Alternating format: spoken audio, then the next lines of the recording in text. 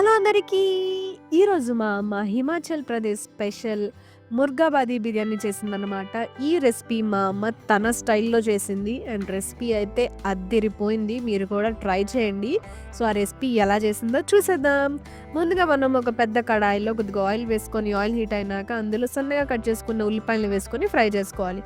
ఉల్లిపాయలు ఫ్రై అయినాక అందులో బిర్యానీ ఆకు, హోల్ బిర్యానీ మసాలా వేసుకొని అవి కొద్దిసేపు ఫ్రై చేసుకున్న తర్వాత అందులో పచ్చిమిర్చి పేస్టు, కొద్దిగా దంచుకున్న సోంపు, జీలకర్ర పొడి అండ్ మిరియాల పొడి, సన్నగా కట్ చేసుకున్న నిమ్మకాయ ముక్కలు వేసుకొని దీన్ని బాగా కొద్దిసేపు పాటు మనం వీటిని ఫ్రై చేసుకోవాలి. ఇలా ఫ్రై అయిన తర్వాత అందులో మనం అల్లం వెల్లుల్లి పేస్ట్, పుదీనా అండ్ కొద్దిగా పెరుగు వేసుకొని వీటిని ఇంకొద్దిసేపు పాటు మనం బాగా సిమ్‌లో ఫ్రై చేసుకోవాలనమాట. ఇదంతా బాగా ఫ్రై అయిన తర్వాత ఇందులో మనం నీట్‌గా క్లీన్ చేసి పెట్టుకున్న చికెన్‌ని వేసుకొని, అలాగే అందులో కల్లుప్పు కూడా వేసుకొని దీన్ని బాగా కలుపుకొని చికెన్ ఒక 80% ఉడికేదాకా మనం మూత పెట్టి ఉడికించుకోవాలనమాట. చికెన్ 80% ఉడికిన తర్వాత మూత తీసుకొని దీన్ని ఒకసారి అంతా బాగా కలిసేలాగా కలుపుకొని మనం గంట క్రితం నానబెట్టుకున్న బాస్మతి రైస్‌ని ఇందులో వేసి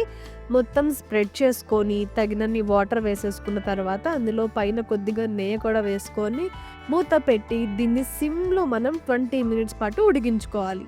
ఈ లోపల మీరు వీడియోని లైక్ చేయండి, ఛానల్‌ని సబ్స్క్రైబ్ చేసుకోండి. అలాగే మీకు ఈ రెసిపీ ఎలా అనిపించిందో కామెంట్ సెక్షన్‌లో షేర్ చేసుకోవడం మాత్రం అస్సలు మర్చిపోకండి.